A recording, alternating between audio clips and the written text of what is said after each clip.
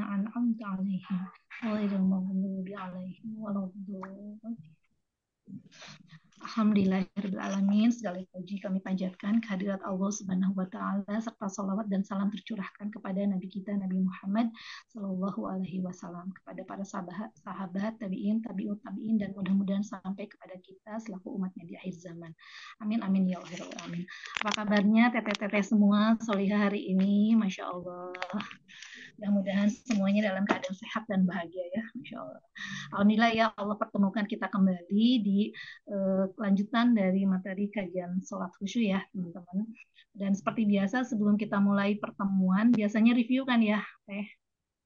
Mangga yang mau review pembelajaran kemarin ya sebelum kita lanjut ke materi selanjutnya.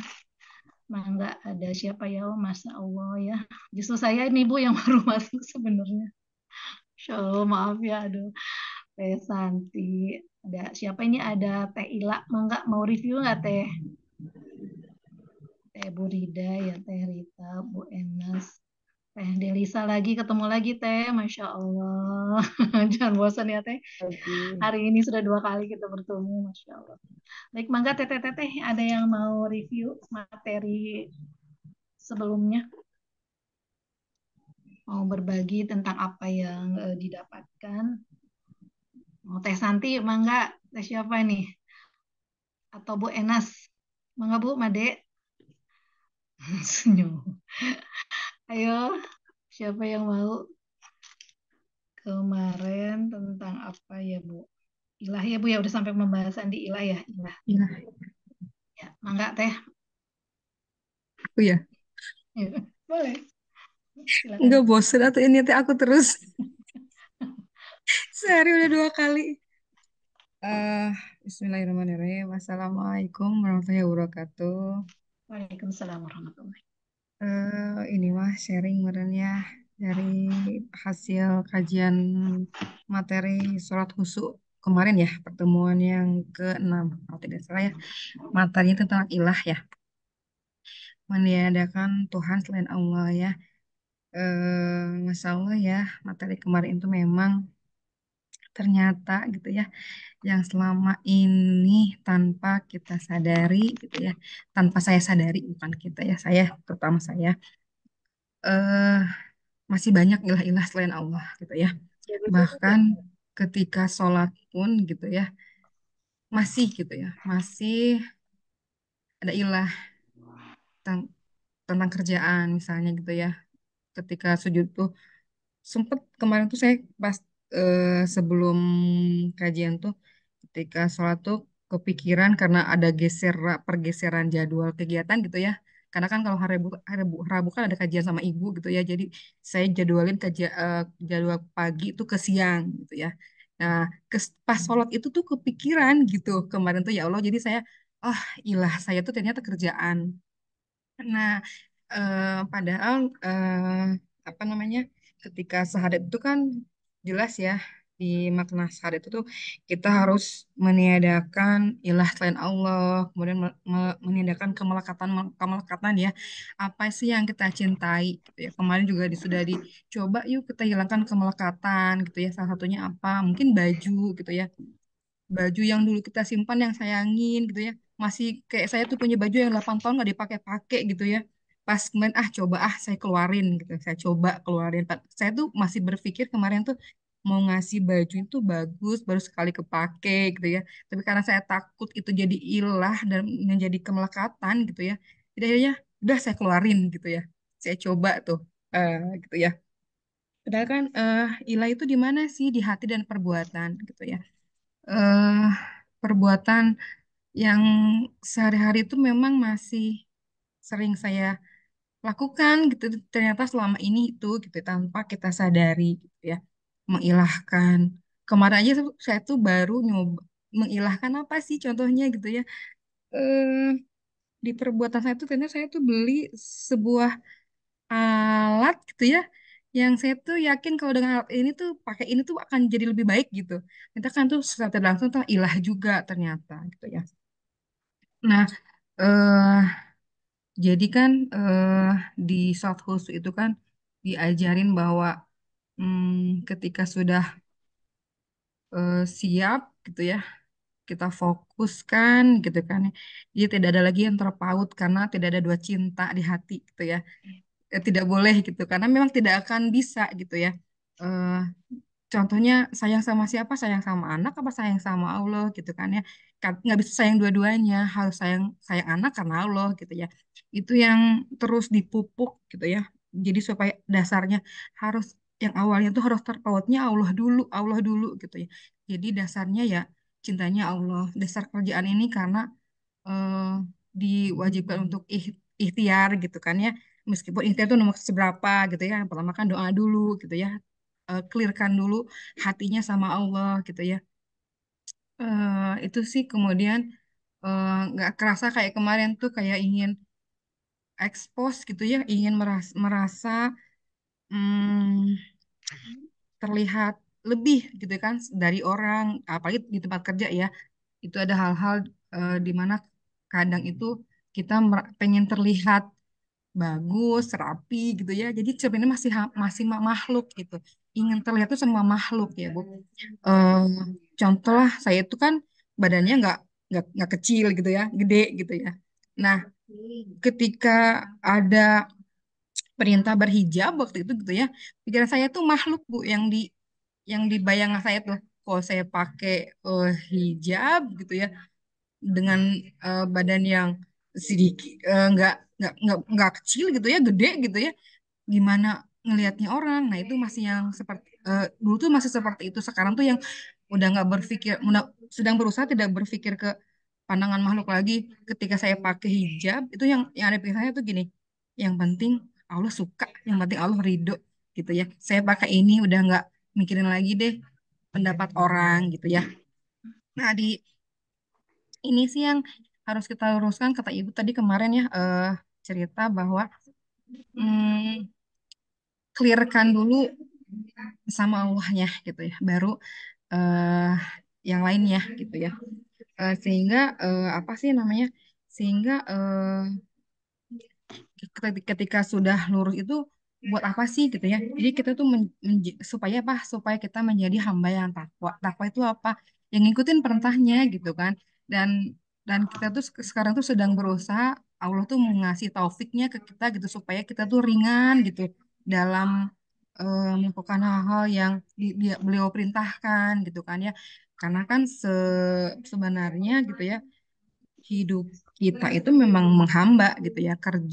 Aktivitas sehari itu hanya untuk mengisi waktu antara waktu sholat ke waktu sholat sebenarnya gitu kan. Padahal sedangkan selama ini gitu saya itu sibuk banget ngejar-ngejar dunia gitu ya. Cinta banget sama dunia gitu ya. Kadang ketika waktu sholat pun entar dulu lah, kerjaan dulu beresin, takut atasan marah atau apa segala macam gitu ya.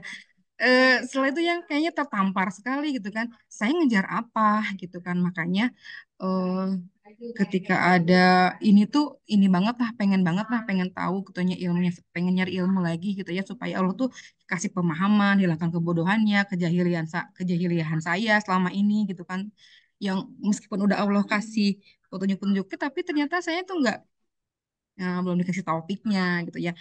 Nah makanya di sini tuh dengan materi ilah-ilah kemarin tuh, eh, ketika mau melakukan sesuatu itu mencoba meluruskan niatnya dan mencoba eh, apa namanya, niat dan caranya juga harus benar gitu. Itu sih yang sedang diusahakan gitu ya, meskipun eh, mudah banget gitu ya ngerjainnya gitu ya, tapi insya Allah lah Allah berikanlah petunjuknya lewat guru, buat teman dan lain sebagainya.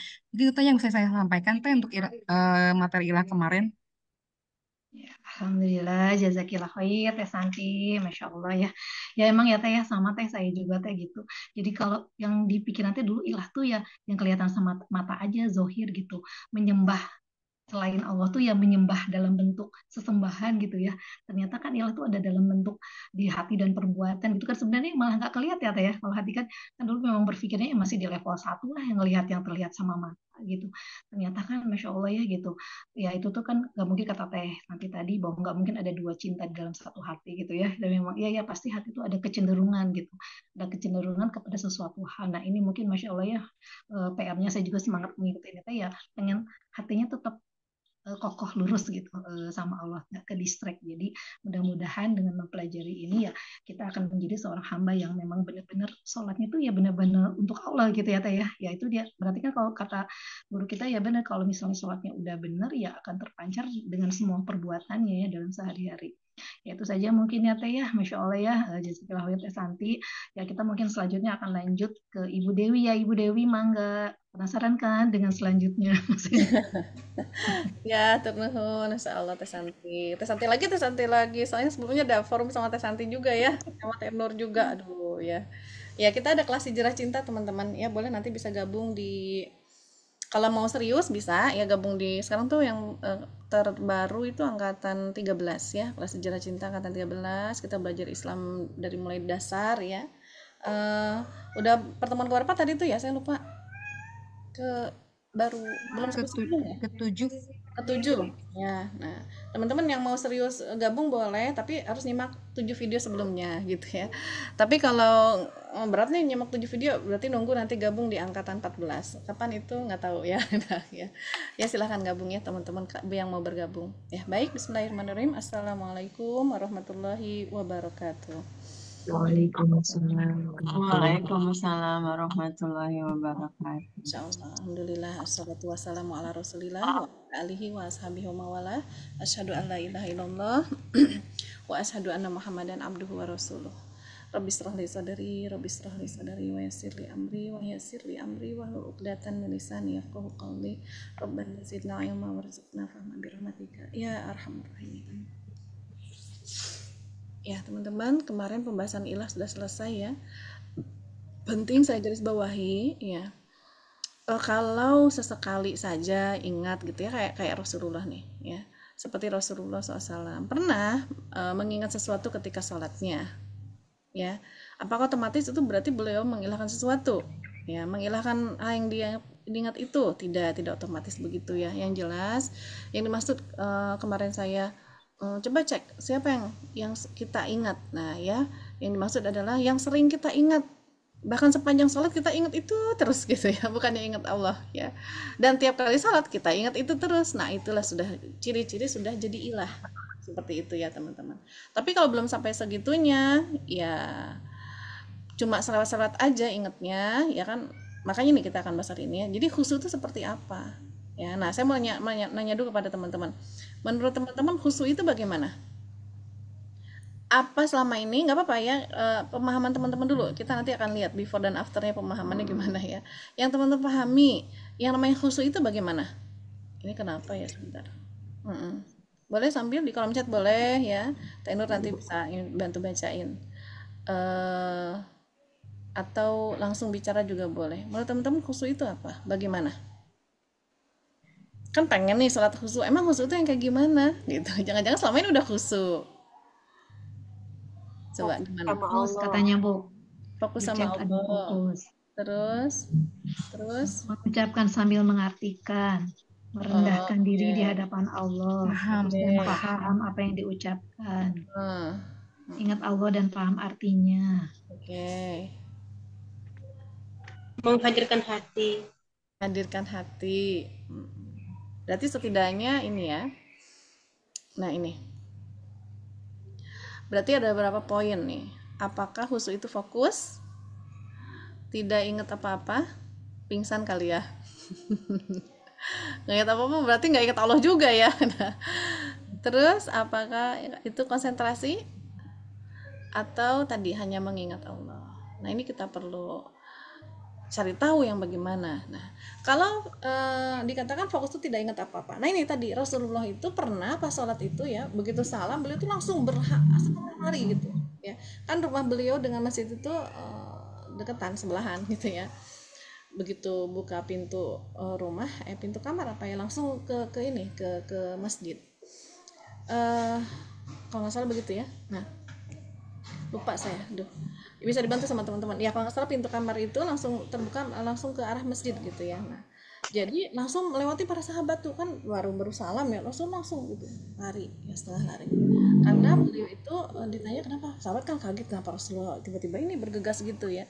Ternyata pas sholat itu Rasulullah mengingat ada satu lentakan emas yang masih tersimpan di rumahnya yang belum dibagikan untuk kaum muslimin gitu. Nah, berarti beliau sempat ingat yang lain dong pas sholat. Terus apa kita mau bilang Rasulullah sholatnya tidak khusyuk? Berani ada yang berani bilang gitu? Berarti nggak apa dong ya, saya selama ini juga ingat sesuatu. Nah ya, makanya tadi saya bilang kalau sepanjang sholat mengingatnya dan sering mengingatnya ya gitu, tidak hanya sekali sholat, berkali-kali sholat, nah itu bisa jadi ilah.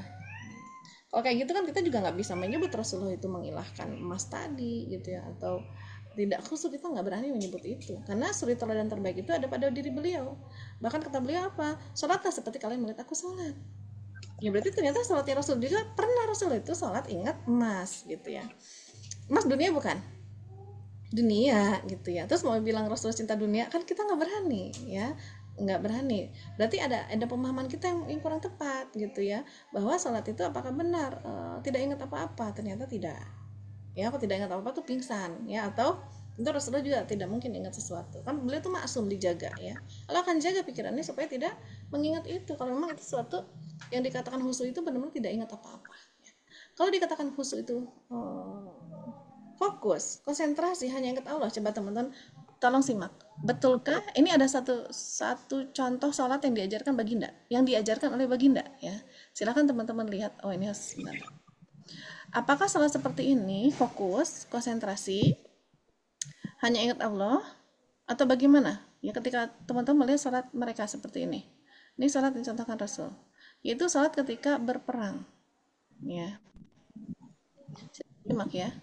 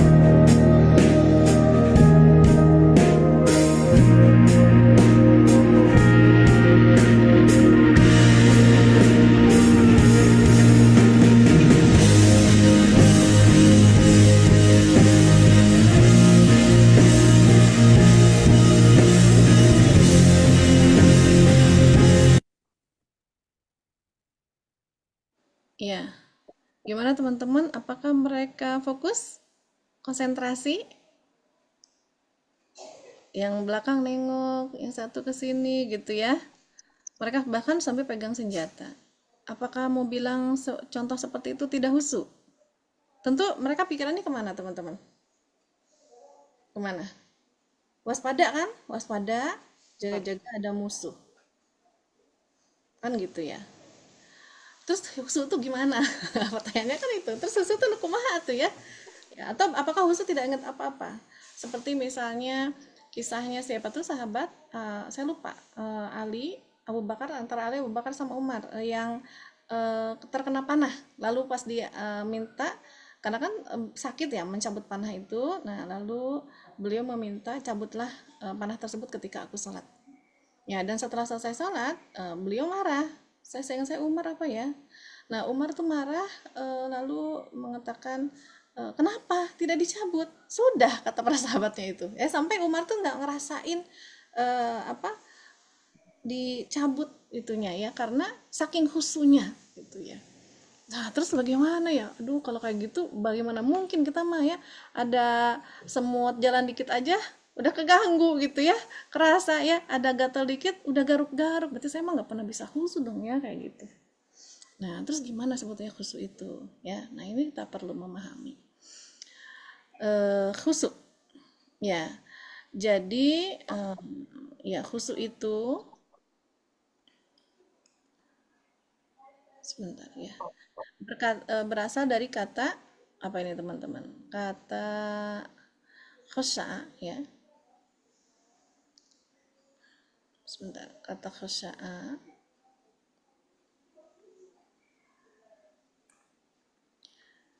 Iya, khusya'a yakhsya'u khusyu'an ya, khusyu'an.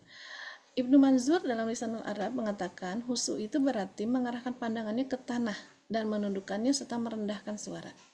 Ya, suaranya rendah, tundukkan matanya, kepala ke tanah, ya itu adalah dikatakan khusyuk. Muhammad Sholih, apa kata Muhammad Sholih? Khusyuk adalah diam, tenang, merendahkan diri yang membawa kepada rasa takut kepada Allah dan perasaan selalu diawasi. Ya. Nah, jadi ada muncul perasaan-perasaan ini ketika kita sholat. Pas itu khusyuk itu. Ibnu Faris. Nah, kalau menurut Ibnu Faris, khusyuk itu ada tingkatannya. Tingkatan pertama, tunduk dan patuh kepada perintah Allah. Tingkatan kedua, introspeksi terhadap perbuatan yang membinasakan, ya sombong, bangga diri, ria dan khianat. Khusyuk menjaga diri dari sikap bebas berbuat atau dari persangkaan mempunyai hak atas Allah. Khusyuk dalam anti takzim, cinta dan pasrah hati seorang hamba kepada Allah adalah setiap saat. Maksudnya apa tingkatan khusyuk ini? Jadi ini tingkatan khusyuk itu kalau menurut Ibnu Faris ya, ada dikatakan orang yang khusyuk itu siapa? Orang yang tunduk patuh kepada perintah Allah. Itu tingkatan pertama. Artinya ketika dia sholat, dia betul-betul melaksanakan batasan-batasan, tata cara yang memang diperintahkan ketika sholat itu. Kalau tumaninah, dia tumaninah, tunduk patuh kepada aturan Allah. Kalau dikatakan harus wudhu, wudhunya juga benar gitu ya. Karena ada orang yang wudhu juga nggak sabar, akhirnya yang penting basah gitu ya, tidak teratai semua. Tapi dia tuh tunduk dan patuh pada perintah Allah. Nah, ini kaitan dengan arti ilah itu ya. Salah satu anak ilah itu adalah tunduk dan patuh. Jadi orang yang khusyuk itu adalah orang yang memang mengilahkan Allah, sehingga dia mau tunduk kepada Allah. Kata Allah begini, sholatnya awal waktu, dia akan awal waktu. Kata Allah sholatnya betul bacaannya, dia akan segera mengerjakan, memperbaiki bacaan sholatnya ya, makhraj-makhrajnya ya, bacaan Qur'annya dia akan bergerak kalau kita memang mengilahkan Allah, karena itu perintah Allah gitu ya teman-teman. Nah, jadi perintah Allah itu banyak. Nah, salah satu dalam hal ini orang yang khusyuk itu berarti orang yang memang tunduknya kepada semua perintah Allah, bukan cuma pas sholat saja ya. Dan apalagi kalau pas sholat dia akan tunduk kepada semua yang Allah minta dalam sholatnya ya, seperti apa bentuknya. Nah, lalu apa? Setelah dia melakukan sholat ya, dia tahap tingkatan berikutnya dia selalu introspeksi ya.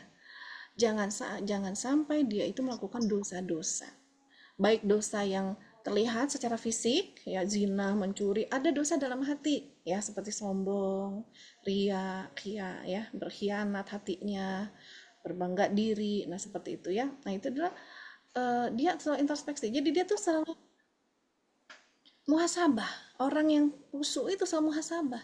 Aku udah taat kepada Allah belum? Aku suka maksiat apa enggak? Dia sering muhasabah. Yang dia muhasabah apa? Perbuatan. Nah, ini kapan di muhasabah itu? Ya tentu ketika di luar sholat. Ya, tentu di luar sholat. Kemudian tingkatan tertinggi dari kehusuan yang ketiga itu adalah seorang yang khusyuk itu adalah dia udah mengintrospeksi, dia menjaga diri. Introspeksi nih, oh tadi aku sombong, dia terus habis itu jaga diri supaya nggak sombong lagi. Habis introspeksi, dia jaga diri, gimana caranya supaya nggak begitu. Habis dia sholat, dia jaga diri supaya tetap taat nanti, ya. Tidak akan melakukan perbuatan-perbuatan yang bisa melalaikan ketaatan dari sholat. Melalaikan sholat.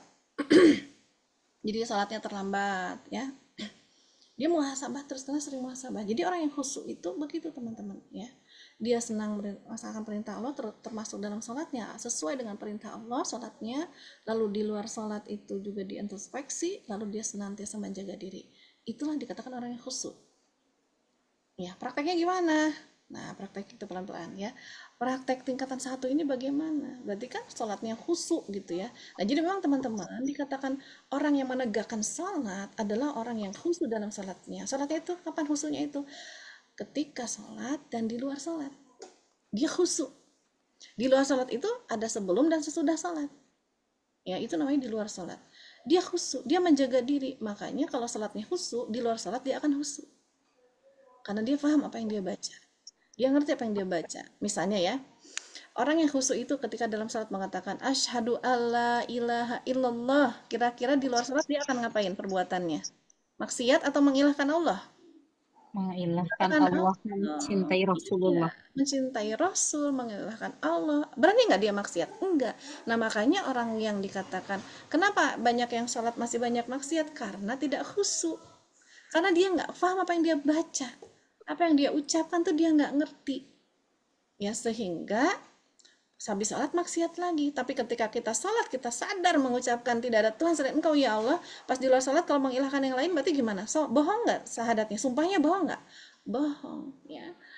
Jadi di dalam Al-Baqarah teman-teman ya, ayat-ayat awal saja ada ayat-ayat ini.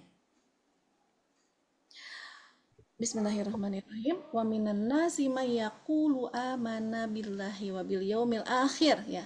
Dan di antara manusia ada yang mengatakan aku beriman kepada Allah dan yaumil akhir. Lanjutannya? Wa minan nasi may yaqulu amanna billahi wa bil yaumil akhir wa ma hum bimu'minin. Padahal mereka bukan mukmin, mereka tidak termasuk muslim. Yukhadi'unallaha wallazina amanu, mereka menipu Allah dan orang-orang beriman. Wa may yakhda'una illa anfusahum wa may yash'urun. Maka tidaklah sebetulnya mereka itu sesungguhnya sedang membohongi diri mereka sendiri. Nah, jangan sampai kita termasuk yang begitu, kita mengatakan amanah billah la ilaha illallah, di luar salat masih mengilahkan selain Allah. Takutnya kita termasuk di dalam yang dimaksud ayat ini. Kita mencoba menipu Allah dan sumpah-sumpah kita. Padahal kita yang menipu diri kita sendiri. Kita yang sedang membinasakan diri kita sendiri. Kita merasa beriman, sedang kita tahu kita tuh nggak beriman kepada Allah karena masih mengilahkan yang lain. Ya, nauzubillah min dzalik, teman-teman. Ya. Nah, jadi betul-betul hati-hati tentang makna ilah, tentang bagaimana sholat kita, khusyuk kita, karena ini Allah sedang menjagain kita. Kenapa Allah menetapkan seperti ini? Allah lagi jagain kita agar kita tuh bersih ketika pulang kepada Allah, ya. Tidak maksiat, tidak berbuat keji, tidak berbuat mungkar. Maka Allah bersihkan, Allah bantuin penghambaannya sesuai dengan penghambaan yang terbaik. Maka Allah turunkan syariat, tuntunan-tuntunan dalam kita berbuat, termasuk dalam beribadah. Karena Allah pengen jamin kita bisa masuk surga. Dan surga itu terlalu indah, terlalu suci, terlalu mulia, terlalu mempesona gitu ya, untuk orang yang kotor, ya. Dan kita pasti kotor, manusia diciptakan itu kotor. Tapi ada yang cara bersihinnya. Ya, dengan taat kepada Allah, dengan istighfar kepada Allah, dengan kita memang yang Allah minta itu kan kesungguhan kita, ya. Nah, itu teman-teman ya. Jadi tingkatan khusyuk itu begitu. Jadi pas di dalam sholat dia khusyuk, di luar sholat juga dia melaksanakan apa yang dia ucapkan.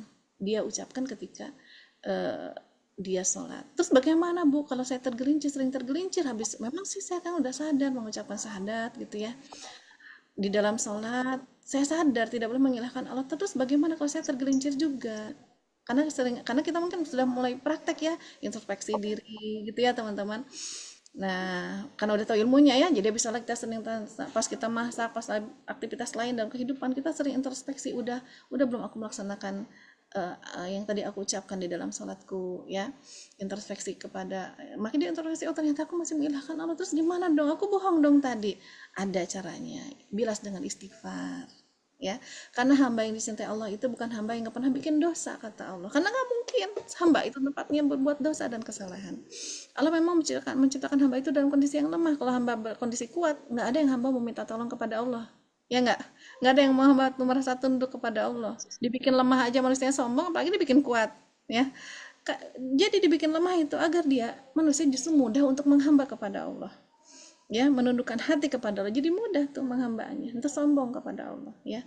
Nah, nggak sombong. Nah, jadi yaitu hamba yang cinta Allah itu siapa? Hamba yang kalau dia berbuat dosa, dia bertobat kepada Allah, bikin dosa lagi, bertobat lagi, bikin dosa lagi, bertobat lagi, maka dia adalah hamba yang sering muhasabah diri dan menjaga diri ya. Itulah yang dicintai Allah, teman-teman ya, seperti itu ya.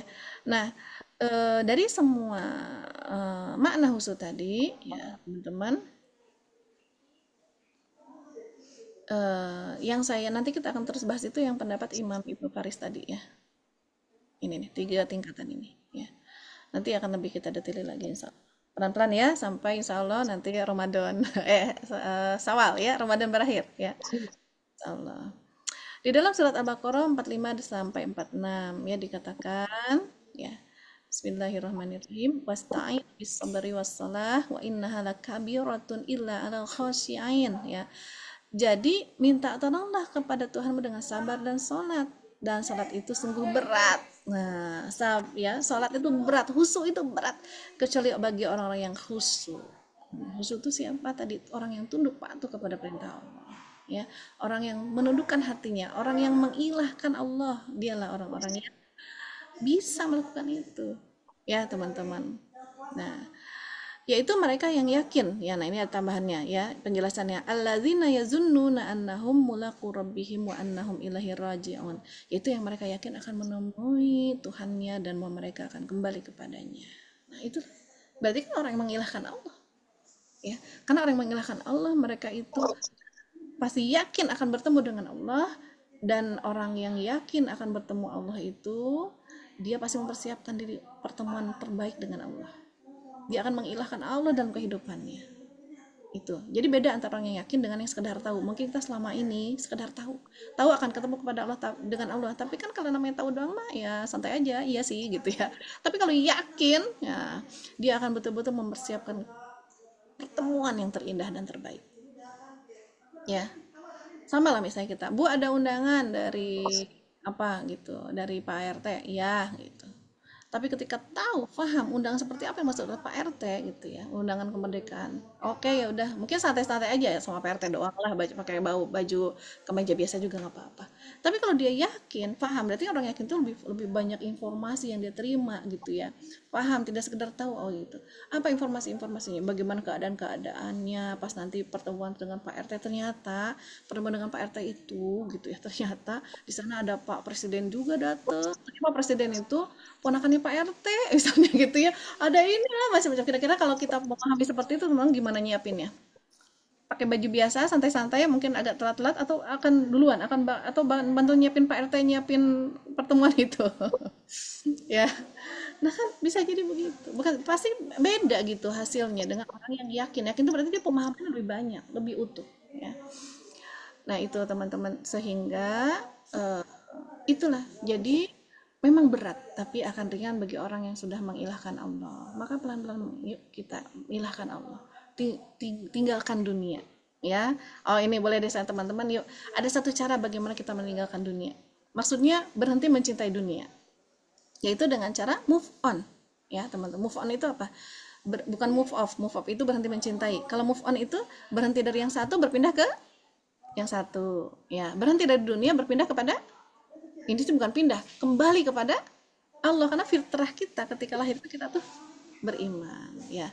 Boleh teman-teman ikuti kata-kata saya ya, yuk kita putus hubungan ya. Nah boleh, mana lihat kameranya ya, nyalain kameranya ya, teman-teman ikuti kata-kata saya, boleh dibukain mic-nya ya. Nah, tolong tangannya seperti ini Kita akan nunjuk sesuatu depan kita, ya.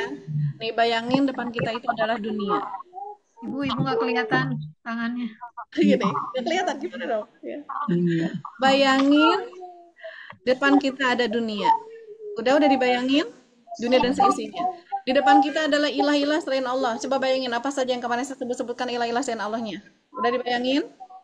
Ya, oke. Nah, sekarang ikuti kata-kata saya. Wahai dunia. Wahai dunia. Perang tegas. Wahai dunia. Wahai dunia. Mulai sekarang. Lu. Gue. Bye-bye. Halo Akbar. Ya gitu ya teman-teman, udahan lah sama dunia tuh. Aduh ya Allah ya, Masya Allah.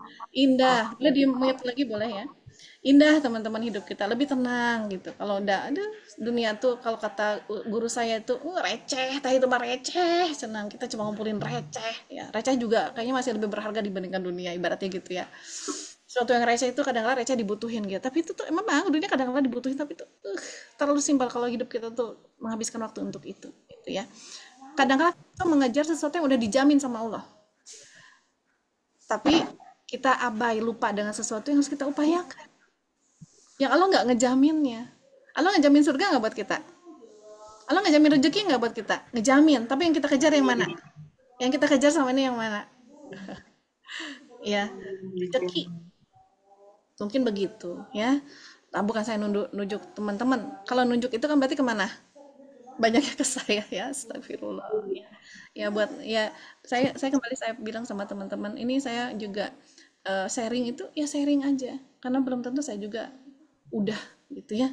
Ini dalam reminder diri dan barengan lah kita yang muhasabah bareng teman-teman ya. Mudah-mudahan Allah ridhoi apalagi bulan Ramadan ini, Masya Allah ya. Indah masih diberikan Ramadan oleh Allah Subhanahu wa taala. Ya.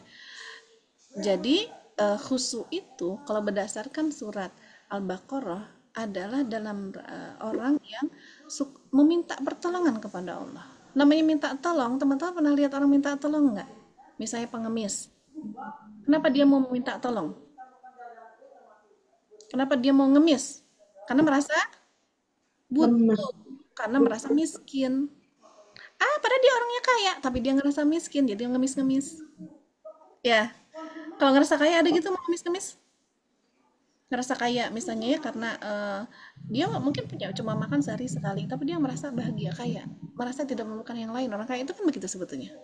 Ya, orang yang merasa cukup itulah orang kaya. Maka dia nggak akan meminta kepada makhluk. Tapi dalam hal ini merasa kaya, merasa miskin itu di hadapan Allah. Ya, merasa miskin, rasa butuh kepada Allah itulah orang yang khusyuk. Jadi khusyuk itu memang di perasaan. Ya seperti itu.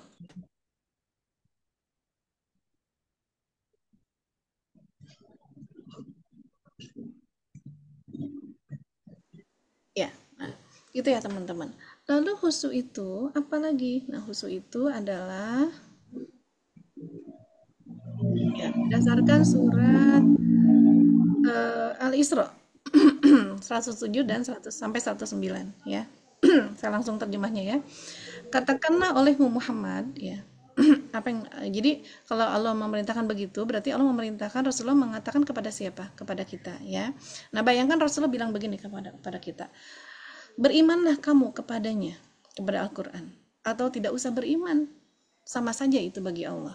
Sesungguhnya orang-orang yang telah diberi pengetahuan sebelumnya apabila Al-Quran dibacakan kepada mereka, mereka menyungkurkan wajah bersujud dan mereka berkata, Maha suci Tuhanku, Tuhan kami, sungguh janji Tuhan kami pasti dipenuhi. Dan mereka menyungkurkan wajah sambil menangis dan mereka bertambah khusyuk. Berarti orang khusyuk itu bagaimana? Orang yang menyungkurkan wajahnya. Ya. Yaitu apabila Quran dibacakan, dan kita dalam Al-Quran memang membaca dalam salat dalam membaca Quran ya, sehingga dari ayat ini yang dimaksud dengan khusyuk itu adalah rasa rendah diri karena dia menyungkurkan diri kepada Allah. dan yakin kepada Allah. Sungguh janji Tuhan kami pasti dipenuhi. Jadi orang yang khusyuk itu orang yang ada rasa rendah diri kepada Allah. Jadi coba bayangin teman-teman, pas kita berdiri di hadapan Allah itu rasa rendah lah di hadapan Allah. Namanya merendah itu nanti ya kita akan lebih bahas lagi insya Allah. Nah, dan yakin, orang yang khusyuk itu orang yang penuh keyakinan. Ya, jadi ketika sholat dia yakin dengan apa semua ayat-ayat yang dia baca, dia yakin isinya. Ya, itu orang yang khusyuk. Dan sepanjang sholat dia rendah diri. Jadi nggak masalah, misalnya sesekali kelewat gitu ya, ada apa namanya, ada yang terlintas. Nah, jangan diterusin yang terlintas ya teman-teman. Ya, karena kita selalu menjaga perasaan rendah diri kepada Allah. Gini, rendah diri itu kalau ke manusia jadinya jatuhnya nggak pede. Rendah diri di hadapan manusia itu jadi jatuhnya padahal apa ya, pesimis, merendahkan diri, minder. Nah gitu ya. Tapi dalam hal ini rendah diri kepada Allah bukan begitu. Rendah diri itu adalah bentuk ketundukan, ya, merendahkan diri kepada Allah. Sehingga ya orang-orang yang khusyuk adalah orang yang tadi punya rasa merendahkan diri. Nggak berani orang merendahkan diri. Coba teman-teman pernah lihat gambar ini mungkin orang-orang di kerajaan ya, di kerajaan atau sultan di mana? Di Penegoro, sultan apa di Penegoro? Sultan di mana? Jogja misalnya ya. Itu kan di dalamnya itu gimana? Betul-betul ya sikapnya itu bahkan mencium kaki sultan. Itu bentuk perendahan diri itu begitu. Wajahnya itu wajah takzim gitu kalau ketemu sama sultannya itu. Nah, kita kalau ketemu Allah wajah-wajah gimana? Ya, astagfirullah. Nah, itu teman-teman, itu harus kita perhatikan ya. Jadi khusyuk itu begitu. Nah, kemudian khusyuk adalah ya berdasarkan surat Al-Anbiya, dia adalah rasa penuh pengharapan kepada Allah. Ya. Jadi orang itu roja, optimis. Orang yang khusyuk itu adalah orang yang optimis, penuh harap, nggak pernah putus asa. Kayaknya nggak mungkin, udah beresan aja, udah selesai. Ya, akan ada jalan keluar, nggak akan berubah dia mah udah. Nah, itu adalah orang yang nggak khusyuk. Orang yang khusyuk itu selalu penuh harap dengan apa-apa yang dia ucapkan. Ya. Nah, maka kami kabulkan doanya dan kami anugerahkan kepadanya Yahya dan kami jadikan istrinya dapat mengandung. Sungguh mereka selalu bersegera dalam mengerjakan kebaikan dan mereka berdoa kepada kami dengan penuh harap dan cemas, dan mereka orang-orang yang khusyuk kepada kami. Ya, harap-harap cemas. Nah, gitu teman-teman ya. Harap-harap cemas itu harus ada. Jadi nggak boleh harap doang, nggak boleh cemas doang. Nah, itu mah jadi emosi yang negatif. Kalau penuh harap kepedean gitu ya, yakin pokoknya ya, tanpa dibarengi dengan kecemasan, ada khawatir ya. Dalam hal ini misalnya orang yang sangat pede diampuni dosanya dengan orang yang sangat cemas tidak diampuni dosanya, ini dua-duanya bisa fatal. Untuk masalah pengampunan dosa ya, kita harus ada rasa harap, roja dan cemas.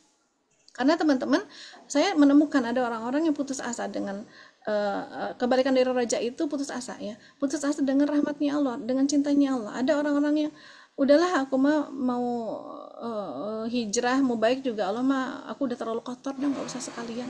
Mana mungkin Allah mau nerima aku. Ya. Itu berarti dia itu putus asa. Ada yang sampai mohon maaf dia tuh sampai lupa ingatan, saking dia merasa punya dosa besar kepada Allah, bahkan ada yang depresi juga gitu ya, saking merasa banyak dosanya kepada Allah dan merasa Allah itu tidak mengampuninya. Nah, itu ternyata fatal, jadi depresi hidupnya gitu ya. Nah, karena cemas ini barengi dengan optimis, jadi seimbang gitu. Optimis banget, ada orang optimis banget, gampang pasti diampuni, akhirnya menyepelekan dosa. Ya, itu seperti orang munafik ya. Orang munafik itu kata Rasulullah, kalau orang beriman dengan orang munafik, orang beriman itu kalau mereka punya dosa walaupun kecil, mereka tuh nggak tenang gitu ya, nggak tenang, seperti merasa akan ada gunung yang longsor depan dia, timpa gunung.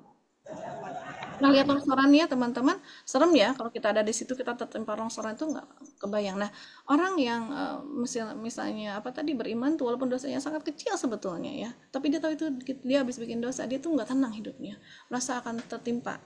Tapi kalau orang munafik, dia itu walaupun dosanya gede banget, dia akan merasa dosa itu seperti lalat di atas hidungnya, ya. Jadi kalau kita ada lalat di atas hidung, diapain teman-teman? Ya, tinggal gini aja kepala, goyang dikit, dia terbang. Atau tinggal digini atau tinggal ditiup aja, hilang. Jadi gitu, jadi nyepelin dosa. Jadi nggak ada muhasabah. Itu fatalnya efeknya ketika kita terlalu optimis diampuni. Maka dalam yang diminta oleh Allah itu dalam surat ini apa? Surat apa tadi? Al-Anbiya ya. Nah, Allah memintanya dua, pasang roja, tetap berbaik sangka kepada Allah, Allah Maha Pengampun, Wallahu Ghafurur Rahim kan gitu ya. Dan ada cemas. Jadi rasa penuh harap ini akhirnya kita itu buat kita hati kita tenang ya. Walaupun tetap bersedih, kita merasa tapi tenang. Cemas ini diperlukan agar kita mawas diri. Pasti diampuni, tapi jangan-jangan belum diampuni, aku tuh tobat lagi dan aku harus jaga diri jangan sampai itu tumpukan dosa teh jadi nambah lagi gitu. Nah, perasaan cemas itu dibutuhkan untuk begitu. Jadi hidupnya seimbang, dia tetap uh, uh, menangisi dosa-dosanya ya, tapi di satu sisi dia yakin ya, dia mawas diri dan dia juga yakin Allah akan mengampuni. Nah, itu jadi seimbang, jadi orangnya akan produktif hidupnya ya. Nah, itulah orang yang khusyuk kalau berdasarkan ayat Al-Anbiya ya. Lalu orang yang khusyuk ya berdasarkan surat Al-Hadid, yaitu khusyuk itu menunjukkan orang yang iman dan taat ya. Di dalam surat Al-Hadid ya. Nah, belum tibakah waktunya bagi orang yang beriman untuk secara khusyuk mengingat Allah dan mematuhi kebenaran yang diwahyukan Allah kepada mereka. Dan janganlah mereka berlaku seperti orang-orang yang telah menerima kitab sebelum itu. Kemudian mereka melalui masa yang panjang sehingga hati mereka menjadi keras. Dan banyak di antara mereka menjadi orang-orang yang fasik. Ya. Jadi ini menunjukkan, khusyuk itu menunjukkan keimanan, ketaatan seseorang. Ya teman-teman. Nah berarti tugas kita gimana kalau pengen khusyuk? Tingkatkan keimanan, tingkatkan ketaatan, latihan gitu ya. Bagaimana meningkatkan iman? Belajar terus tentang keimanan kepada Allah ya. Jangan bosan kita mengkaji tentang keimanan kepada Allah. Karena beda guru walaupun temanya sama, itu pasti beda yang akan kita dapati keilmuannya ya. Nah ini teman-teman, ini menunjukkan orang yang bagaimana merendahkan diri, tunduk gitu ya. Seperti itu ya, sampai ini ya teman-teman merasa miskin ya. Kalau lihat pengemis tuh ya mungkin wajahnya harap-harap cemas gitu ya, berharap, wajah berharap juga sih, berharap nih ada yang lewat gitu ya. Nah kita mungkin pernah lihat orang itu apa pengemis seperti itu. Nah kita tuh udah ada perasaan mengemis begitu belum kepada Allah, pengharapannya benar-benar melas kepada Allah ya dalam setiap kalau memang itu permintaan. Dan sholat itu kan bacaannya ada 3 macam teman-teman ya. Pertama ada isinya, sholat itu dibagi 3 macam bacaannya ya. Ada isinya itu pujian ya, ini nggak ada di slide ya. Isinya itu pujian, ada isinya itu permintaan, ada isinya pernyataan. Nah untuk pas permintaan di sini munculkan rasa miskin, memelaslah kepada Allah, merengeklah kepada Allah, mengemislah kepada Allah saat itu. Jadi pengemis yang sungguh-sungguh, pengemis sejati di hadapan Allah ya, itu orang yang khusyuk. Kapan sih kita doa itu permintaan seperti pas Rabbi Firli? Selama ini Rabbi Firli gimana? Rabbi Firli warhamni wajibni wa'fu anni, tiba-tiba begitu aja ya. Nah coba Rabbi Firli ngemis sama Allah sampai dihayati, nangis ya, ampuni ya Allah, sambil diingat-ingat dosanya ya. Nah orang ini, nah nih teman-teman, ini apa namanya yang tengahin ini ya, ini adalah raja Thailand kalau nggak salah. Jadi kalau mereka menikah, istrinya itu mendatangi si rajanya dengan ngesot ya, begitu ya. Ini coba kepada foto arwah lah macam-macam di kuburan ya, ini macam-macam ya. Terus saking memuliakannya, pakaiannya aja rapi hanya untuk memandikan sekedar ini gitu ya. Ini ilahnya kan gitu ya. Kita bagaimana kita memuliakan ya, ini pakaiannya ini untuk cuma mandiin apa namanya itu keris aja, bajunya rapi serapi itu gitu ya ibaratnya ya. Kita kepada Allah gimana? Sudah sememuliakan itu belum kepada Allah? Itu yang kita tanyakan ya, karena orang yang khusyuk itu adalah iman. Nah kalau iman, orang beriman tuh hadir kepada Allah ini juga tentu dengan kondisi terbaik ya. Jadi sholat itu sebetulnya menunjukkan ini ya teman-teman, rasa miskin ya, rendah hati, penuh harap ya, dan keluhan jiwa. Ini inti dari ayat tadi yang dibahas ya. Dari beberapa ayat itu sebetulnya sholat itu, kehusuan dalam sholat itu yang ini menunjukkan adanya perasaan miskin, penuh pengharapan, keluhan jiwa, penyesalan mendalam, merendahkan hati ya. Nah, jadi teman-teman kalau kita kaitkan dengan arti makna ilah kemarin, khusyuk itu adalah perasaan mengilahkan Allah. Ya. Masih ingat nggak apa arti ilah, teman-teman? Ada yang mencatat? Ada aliha, abaduhu, al-ilah, sama al-ma'bud. Nah ini ya. Sesuatu yang lebih dirasakan. Nah ini ya. Aduh ini kursornya lagi nggak mau.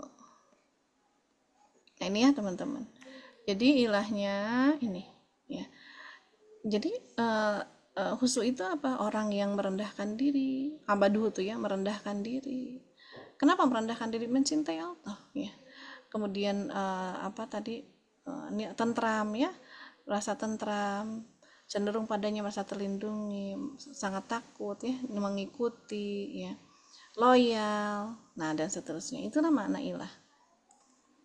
Dan kalau tadi dikaitkan dengan makna khusyuk tadi ya, kaitkan dengan makna khusyuk tadi selaras dengan makna ilah ini gitu ya. Jadi khusyuk itu adalah nah ini merasa miskin ya, karena ngemis kepada Allah, cenderungnya hanya memintanya ya, merendahkan hati, kerendahan diri, ketaatan ya. Nah itu kemudian penuh harap kepada Allah, kepada Rabb-nya ya, itu menunjukkan kita sedang mengilahkan Allah ya.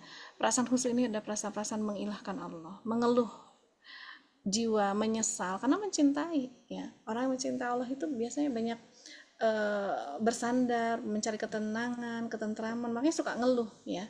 Biasanya kan udah kalau udah punya pasangan tuh ngeluh, curhat sama pasangan gitu ya. Nah karena begitu isinya. Nah maka mengilahkan Allah ya, kuncinya di mengilahkan Allah kalau mau sholatnya khusyuk itu ya teman-teman.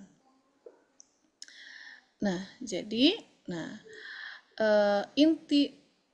ini inti khusyuk ya. Nanti ada inti khusyuk yang lain, cuma ini slide-nya belum saya ganti ya teman-teman, maaf. Jadi inti khusyuknya ya, adalah perasaan mengilahkan Allah ya. Di situ kita merendahkan diri, mencintainya, penuh rindu ya. Merendahkan diri itu kan berarti ada rasa miskin juga. Orang rendah tuh di bawah ya, merasa miskin, merasa bodoh, merasa buruk, merasa hina, itu merasa terbatas begitu. Merasa terbatas, merasa lemah, itu adalah perasaan merendahkan diri itu begitu. Tapi nanti itu kita akan tambah bahas ya teman. Ada bahasan khusus untuk pembahasan tersebut. Ya jadi, tapi di sini kita batasi di mana bahwa inti dari apa yang dimaksud dengan khusyuk adalah ketika kita sholat dan di luar sholat kita bawa seluruh perasaan pengilahan tadi ya, loyalitas, makanya dihafalin kalau bisa arti ilah itu ya, seperti itu teman-teman. Perasaan taat berarti perasaan merendahkan diri, perasaan takzim, taat itu kan takzim ya, begitu. Termasuk hadirkan kerinduan ketika sholat itu kan luar biasa ya, indah jadinya sholatnya itu indah ya. Seperti itu teman-teman. Yang bisa saya bahas mungkin ada 3 menit nih, jarang-jarang ada waktu untuk bertanya. Silakan Teh Nur ya. Kita ada tanya jawab dulu, silakan teman-teman. Ya, mangga teman-teman ada yang mau bertanya. Jadi kita baru ke definisi khusyuk dulu ya, seperti itu. Baik. Ya, mangga teman-teman langsung open mic aja ya. Di chat nggak ada. Mangga teman-teman ada yang mau ditanyakan? Dari materi sebelumnya juga nggak apa-apa, pertanyaan. Kayaknya kemarin ada yang masuk, cuman di Teh Yani apa ya, pertanyaan apa ya? Oh, bentar.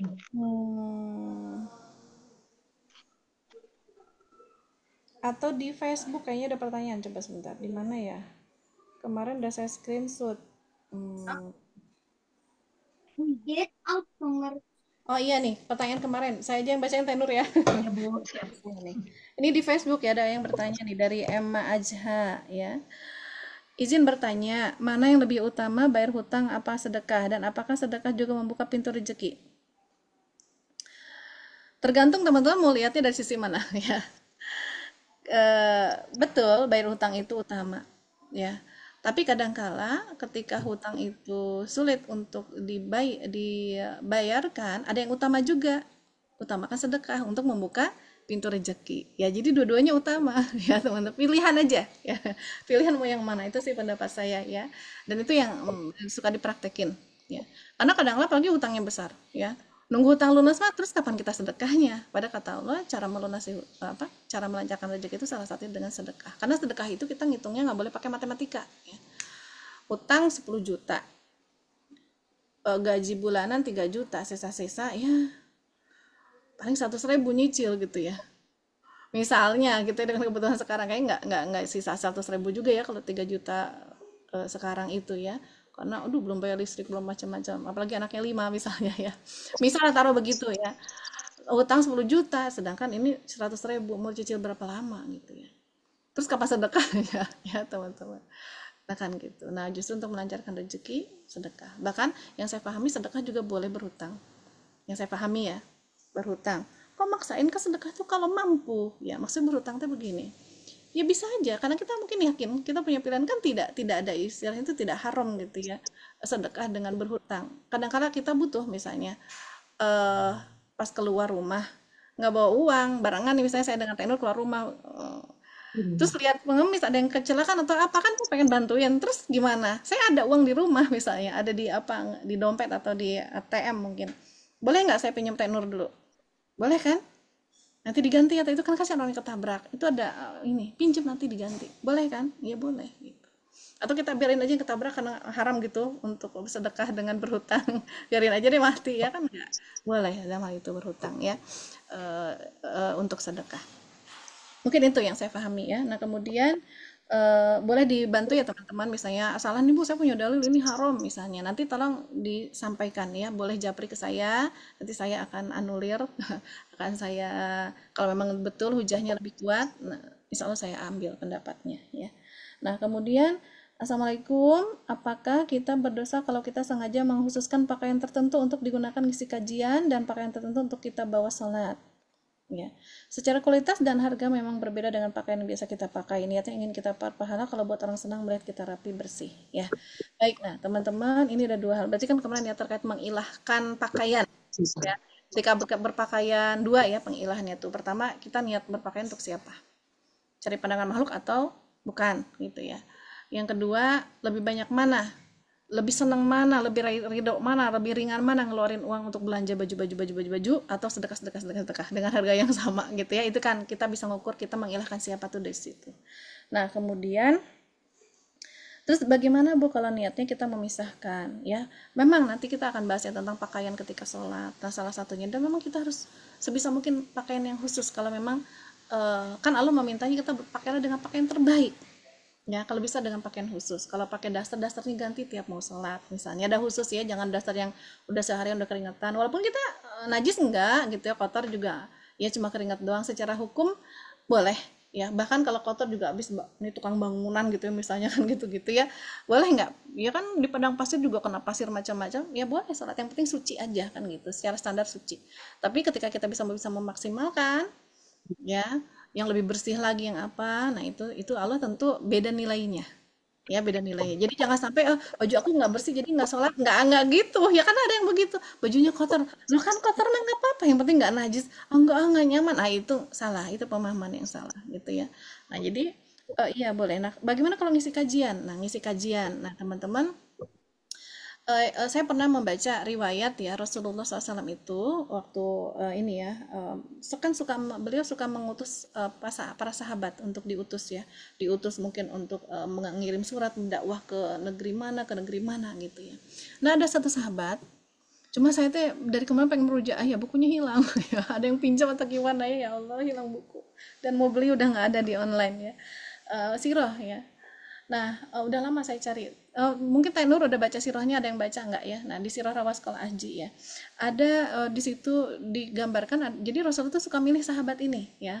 Sahabat ini karena sahabat yang paling tampan gitu ya, sahabat yang mungkin attitude-nya atau apalah pokoknya profil bagus banget lah gitu ya ibaratnya itu ya tampal mungkin atletis yang mungkin ini ya dan beberapa kali itu Jibril itu kalau mendatangi Rasulullah kadang-kala menyerupai si sahabat ini gitu ya. Nah, jadi kenapa? Karena untuk menunjukkan brand image apa namanya itu Islam itu nggak kumal, kusem gitu ya. Jadi ya kayak gitu ya. Nah, itu kan seperti apa namanya ada dulu ya di entah di saya orang Sukabumi. Di Sukabumi itu ada sanaan gini. Tahu nggak kenapa dulu Belanda itu takut sama orang Indonesia? Karena mereka ngelihat tukang kerupuk katanya. Jadi dulu itu, tahu nggak tukang kerupuk dulu? Pakai itu loh, teman-teman. Pakai apa namanya? Yang black gede. Black Yang book, gede banget itu loh, dari kayak apa? black Bahan apa tuh? Seng ya. aluminium ya. Oh gitu ya. Tuh Belanda tuh takut ke orang Indonesia tuh kuat-kuat katanya itu aja segede gitu katanya ya gitu. Angkat besi. Ya, nah itu kan candaan. Tapi itu candaan yang ini teman-teman ya. Kaum muslimin pernah ada kejadian itu. Nah, ini saya juga lupa. Saya memang kurang suka sejarah, jadi kalau baca sejarah terus lewat gitu ya. Aduh ini ya. Tapi lagi mencoba untuk ini. Ada sejarahnya di zaman kekhilafahan dulu ya. Jadi iya zaman kekhilafahan kalau nggak salah. Jadi kaum muslimin itu lagi berperang dengan orang kafir gitu ya. Nah, kan kalau perang pada masa itu ada kesepakatan internasional di mana kalau perang itu malam itu berhenti perang, tidak boleh. Dan jadi tidak ada jadi misalnya lagi sama Yahudi juga berperang gitu ya. Itu nggak ada yang berani melanggar kesepakatan internasional karena mereka akan diinikan oleh semua bangsa-bangsa di dunia gitu kalau melanggar. Kesepakatannya adalah kalau malam itu tidak ada perang. Ya, jadi berhenti perang gitu. Nah, jadi musuh itu ngintip kaum muslimin. Apa sih persiapan mereka macam-macam. Nah, qadarullah ketika diintip itu kaum muslimin itu dia ngelihat ada kaum muslimin yang sedang bersiwak, teman-teman. Nah, dia laporan dong. Apa laporannya? Akhirnya mereka ketakutan musuh tuh nggak jadi perang dengan kaum muslimin. Apa laporannya? Kaum muslimin sedang mengikir gigi mereka. Wah, giginya sampai diukir gitu, sampai ditajamin. Gimana? Senjata mereka pasti lebih canggih, jadi ketakutan gitu ya. Nah, jadi kan membangun image gitu teman-teman ya. Nah, jadi membangun image yang baik tentang Islam ya. Beda dong dengan kita berpakaian rapi karena pengen dipandang rapi, dianggap rapi sama orang, dilihat cantik. Beda nggak dengan tadi membangun image Islam? Beda nggak? Beda, makanya lurusin niat aja gitu ya. Lurusin niat. Ke situ. Jadi silakan aja. Niatkan untuk itu. Ya. Rapi, bersih ya. Jangan sampai karena kadang-kala apalagi sekarang di tengah-tengah kehidupannya serba hedon ya teman-teman. Kadang-kala kalau kita itu pernah ada suami itu bukan suami saya tapi temennya gitu ya. Beliau kan ngisi training gitu ya. Kan mungkin pas training tuh pakai wah dengan performanya gitu ya dengan kemeja apa tenor? Blazer bukan blazer apa? Outer. Ya, Outer. jasnya macam-macam. Yes. Nah, diundang dong seneng peserta diundang Ustadz ini ya ke kajian saya. Nah qadarullah pas datang itu cuma pakai motor dan pakai biasalah koko biasa atau gimana ya turun dari motor ternyata pengajiannya itu pengajian orang-orang kaya itu pengajiannya kalau nggak salah bubar nggak jadi Ustadznya itu ngisi karena pesertanya nggak mau ya. Nah sampai ada yang begitu kurang lebih begitu deh ceritanya ngenes pokoknya gitu ya jadi nggak dianggap gitu kok beda banget dengan yang kemarin di training gitu ya. Nah memang kadang-kala gitu ya karena kita ngelihat pasar masa itu seperti itu ada juga gini ngapain ngelihat ustazah itu mah ya anak nage ololeho kemana-mana garuh ninggalin lagi kan kadang-kala gitu ya gitu. Ada orang yang bukan orang Sunda ya maksudnya itu anaknya itu ingusnya kemana-mana ya mana nggak rapi ustazah jadi kan kita juga ngelihatnya gimana kata jamaahnya tuh ada yang gitu ya. Nah memang kita penting teman-teman ya penting tapi tadi bukan cari pandangan makhluknya tapi supaya agama Allah ini lebih dipandang bukan kita yang pengen dipandang tapi agama Allahnya yang pengen dipandang ya. Bisa bedain nggak? Bisa bedain ya mana kita berpakaian rapi karena takut dianggap buruk sama manusia atau itu dalam rangka kita itu supaya agama Allah dipandang gitu ya. Nah itu jaga hati aja stabilin itu memang perlu latihan banget untuk seperti itu ya. Itu ya teman-teman wallahu a'lam bishawab ya. Atas Nur udah mau zuhur ya. Bu ada pertanyaan dari Teh Delisa Gitu. disimpan aja. Kalau panjang saya keep dulu besok ya, gimana? Enggak kayaknya nih.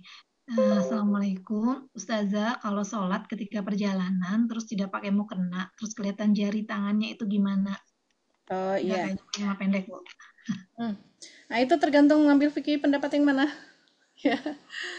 Kalau ngambil pendapat batasan sholatnya sampai di sini, berarti kan nggak apa-apa. Tapi yang ngambil pendapat bahwa menutup tangan itu, tutup tangan tuh sampai atas, ya, yang boleh hanya telapaknya. Nah, berarti ya berarti batal kalau teman-teman ngambil pendapat yang itu, ya. Nah, kalau saya sendiri, saya ngambil pendapatnya sampai batasan ini. Ya, genggaman tangan ini. Jadi kalau ini agak turun dikit, ini masih bisa segenggam ini. Ya, tapi itu tergantung fikih ya yang teman-teman pahami. Gitu aja mungkin. Ya, Teh Delis. Ya, wallahu alam bisawab. Ya, sekian dari saya ya. Wassalamualaikum warahmatullahi wabarakatuh. Waalaikumsalam warahmatullahi wabarakatuh. Alhamdulillahirrahmanirrahim. Jazakumullah khair Ibu, ilmunya hari ini, Masya Allah. Ternyata khusyuk itu bukan pekerjaan ketika sedang sholatnya saja ya Bu ya. Berarti itu benar-benar harus kita persiapkan, Masya Allah. Jadi belajarnya juga nggak selama Ramadan aja berarti ya Bu ya. Teman-teman Ya, wajib cakep. ikut tahajud selanjutnya, Masya Allah. Karena itu ternyata makna keimanan lagi-lagi ya Teh Santi, Masya Allah. Itu ya teman-teman, mungkin kita cukupkan sampai di sini pertemuan kita di hari ini. Lanjutkan besok ya Bu ya, Insya Allah. Dan mudah-mudahan Allah sampaikan kita sampai besok ya untuk melanjutkan pembelajaran kita tentang materi sholat khusyuk ini. Besok mau temis ya, Teh Nur? Oh iya ya. Temis jam berapa sih? 14 ya? Siang. Jam 2. Jam 2.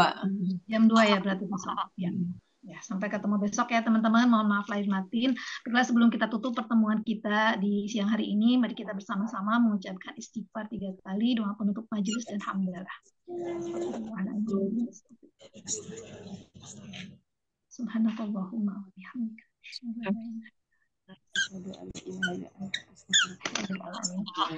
Wabillahi taufiq wal hidayah. Wassalamualaikum warahmatullahi wabarakatuh. Waalaikumsalam warahmatullahi wabarakatuh.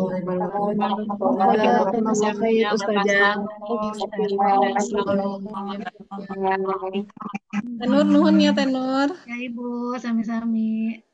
Pamit ya semua. Assalamualaikum. Waalaikumsalam warahmatullahi wabarakatuh.